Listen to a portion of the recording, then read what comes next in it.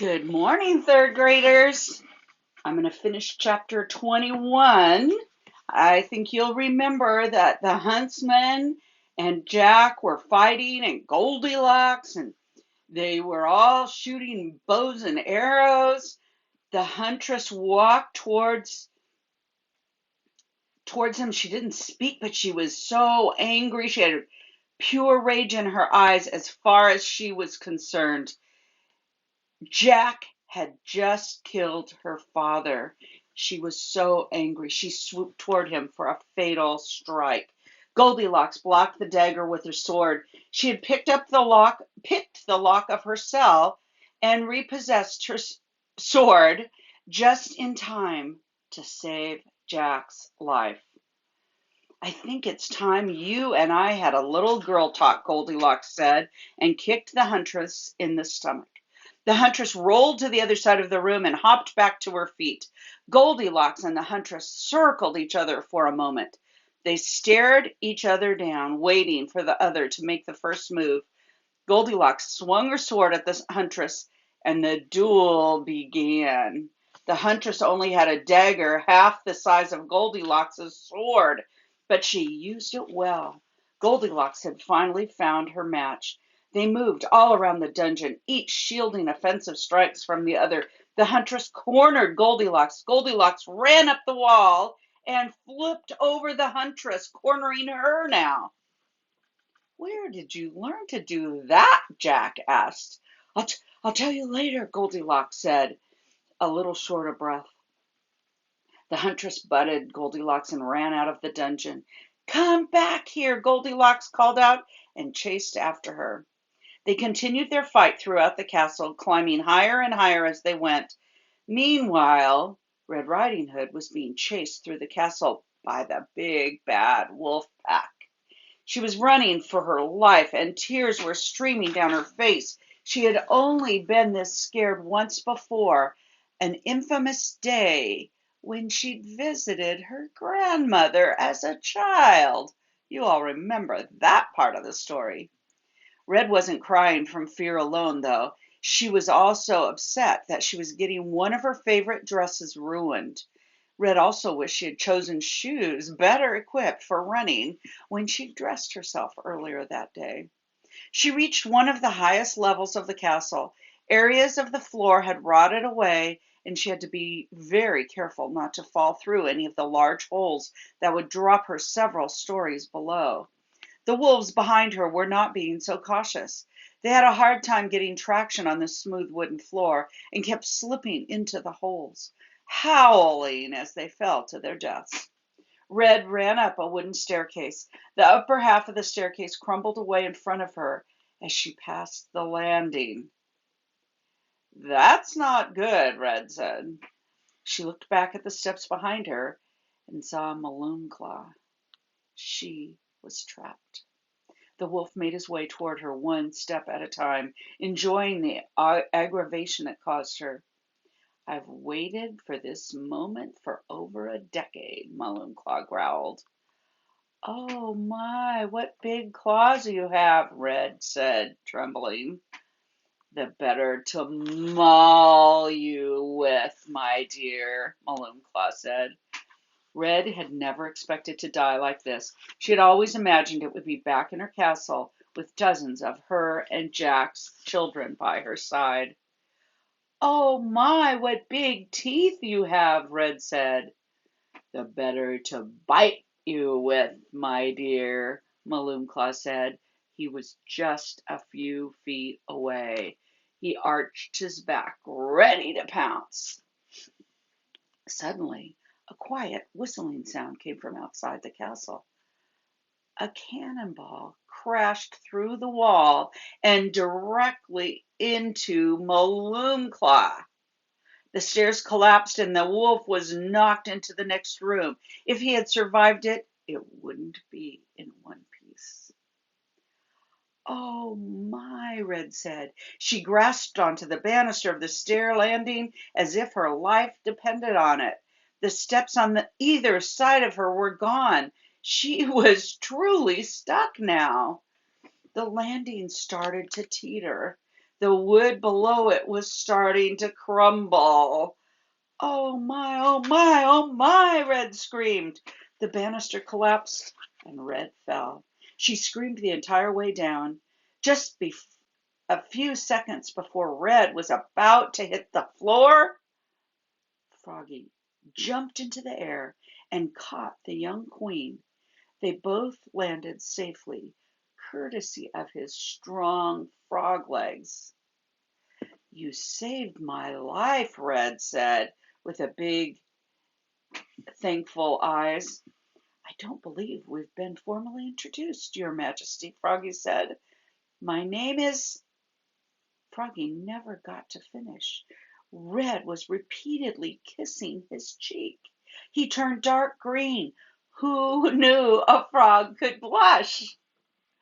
The castle began to shake as more cannons were fired. "They've started the attack," Froggy said. "We have to find Connor and Alex and get out of here." Alex and Connor didn't know what was going on. All they could hear was the clanking of swords and the whimpering of wolves from outside the great hall, and the muffled announcement of the soldiers outside of the castle. They felt the castle shaking and falling apart around them. Cannonballs began to burst through the walls of the great hall. Big stone chunks of the ceiling began to fall around them. They knew they had to get out of the castle as fast as possible. "Your Majesty," Alex asked the evil queen, "we have to get out of here. The castle is falling apart." The evil queen didn't respond. All she could do was cry over the body of her former lover. "If we don't get out of here soon, we're going to make Humpty Dumpty's accident look like a scrape on the knee. In other words, it's going to be much worse," Connor said. The evil queen wasn't listening to them. She was so grief-stricken that she couldn't hear. She didn't even seem aware of what was happening to the castle. "Evely, please, you need to untie us," Alex pleaded. "Just drop the stone and you won't feel all this sadness." The doors into the great hall creaked open and Froggy ran into the hall. Red watched from the doorway, panicked by all the destruction. "Froggy," Connor yelled, "untie us before we're crushed." "I'm coming, children," Froggy said. He hopped across the room and quickly began untying them as fast as he could. It was difficult, though. The knots were tight. He untied Connor first, and then the two worked together to free Alex. "Please hurry," Red called out from the doorway. "My castle's being remodeled, and I'd really like to see it before I die." Silly thing to be worried about, I think, but Alex was finally freed. Connor and Froggy toward ran toward the door, but Alex went to the table and started pulling all the wishing spell items back into her bag. "What are you doing? What part of imploding castle don't you understand?" "I'm not leaving without these," Alex said. "We made promises to return and destroy them, remember?" The wishing spell was starting to wear off on the magic mirror. The glass was starting to grow back. A cannonball hit the wall closest to the mirror, and the golden mirror was knocked over by the blast and shattered to the ground. The magic mirror started rocking, about to fall at any moment. "Evely," Alex yelled, "please come with us." But she was ignored. The magic mirror fell on top of the evil queen and Mira and scattered into thousands of pieces on the ground. But the evil queen and Mira were nowhere to be seen. The mirror had swallowed them just before it shattered. Alex ran over and started searching for any trace of the evil queen or Mira, but there was nothing to find except bits of broken glass. The only thing Alex managed to find was the evil queen's heart of stone. Alex put the heart of stone in her bag. She turned to run toward the door with her brother and Froggy, but something else caught her eye on the floor. It was her reflection in a piece of the golden mirror. It was so bright and colorful, and she saw herself smiling in it, and there was something behind it, something moving like wings. Come on, Alex, Connor yelled. I don't want to be an only child. Coming, Alex said. She ignored the glass and joined her brother, Froggy, and Red in the doorway of the crumbling great hall. They found Jack in the corridor outside the great hall, still holding on to his wounded arm. Porridge was impatiently waiting here too, not wanting to leave without her mistress. Jack, Red said, and she went to embrace him. You came.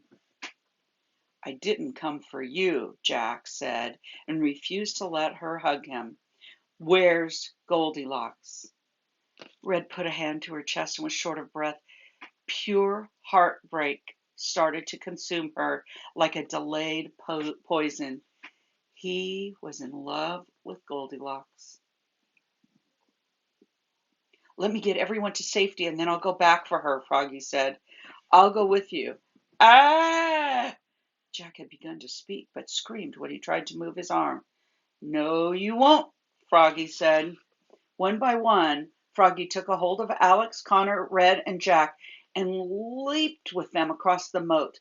Porridge took some convincing, but Jack coaxed her into hopping over the moat with them. They joined the soldiers, many of whom bowed upon seeing Queen Red Riding Hood. Forgive my hair, gentlemen, Red said. It's been a tough day. Where's the evil queen? Sir Geraint asked. She's gone, Alex said softly. Gone? He asked. Yes, Alex said sadly. Trust me, you won't have to worry about seeing her again. Sir Geraint nodded. A huge weight had been lifted off his shoulders and the shoulders of his kingdom. Where was Goldilocks when you last saw her? Froggy asked. She was fighting that woman. I don't know where they went. There she is, Connor said, pointing upward. Everyone raised their heads to look. Near the very top of the castle, Goldilocks and the huntress were still dueling, only now they were on the roof. No one could say or do anything. They all just watched the fight with their mouths and eyes wide open. Neither of the women seemed to have an advantage over the other. It was going to be a fight to the finish. The castle was disintegrating around them, but they kept fighting, each determined to kill the other. Their fight had turned into a battle. They swung their weapons toward each other more violently than ever. Part of the roof near where they stood caved in, and Goldilocks lost her balance. She dropped her sword while trying to regain her footing. The huntress saw this as an opportunity to strike. She raised her dagger high above her head. It was aimed for Goldilocks, and there was nothing she could do to defend herself. No, Jack yelled. He ran over to a cannon and lit it. He wrenched it toward the huntress's direction, and it fired. A cannonball soared toward the woman and blasted away the section of the roof the huntress was standing on. She fell the entire height of the castle and into the moat, silently screaming the entire way. There was no way she could have survived that fall. Goldilocks found her balance and lovingly looked down at Jack. They shared a moment of blissful eye contact before disaster struck again. Dust rose as the castle began to collapse completely under Goldilocks. Goldilocks, Jack yelled. I can't watch, Alex said, and buried her face in Connor's shoulder. It was hard to see anything through the dust. The sound was thunderous. Thousands upon thousands of stones were falling on top of one another. Many rolled over into the moat. The dust eventually cleared out once the stones had settled. The castle was now just a massive pile of stone bricks. Goldilocks was nowhere to be found. Goldilocks! Jack hollered, running along the edge of the moat, trying to find any trace of her. The odds didn't seem in her favor. Froggy jumped across the moat and disappeared into the debris. Everything was silent. The twins thought Jack was going to have a heart attack while waiting. Every second that they didn't hear or see anything felt like an hour. Slowly but surely, two figures made their way through the wreckage. It was Froggy, and he was helping Goldilocks through the rubble. She was limping, but she was alive. The twins cheered, and Jack fell to his knees. They had never seen anyone so thankful in their lives. Froggy leaped over the moat with Goldilocks, and she and Jack collided into each other's arms. They shared a kiss so passionate that a few of the soldiers blushed. It was love personified. Red Riding Hood could feel her entire body ache with heartbreak while watching the scene. This may have been the only time she hadn't gotten what she wanted, and Jack had always been what she wanted more than anything. Porridge happily pranced over to Goldilocks, who petted her horse's mane. "I'm all right, girl," Goldilocks said. "I'm just banged up a little." "Goldilocks," Sir Grant called out officially, "you're under arrest." "Wait a second. Hold on," Jack said, standing in the way of the approaching guards. He turned and gave Red a scornful look. "Do something," he said to her. At first, Red didn't know what to say. She'd never really done anything official and queen-like. The Red Riding Hood Kingdom would like to pardon Goldilocks for all the crimes she has committed, Red said, and it's a very long list. That may be, Sir Grant said, but you can't pardon all the crimes she committed in other kingdoms. She's going to spend the rest of her life in prison. Ugh, not a good ending for Goldilocks. All right, Miss Bogart's going to read to you chapter 22, Snow White's Secret. Only 3 more chapters. See you soon.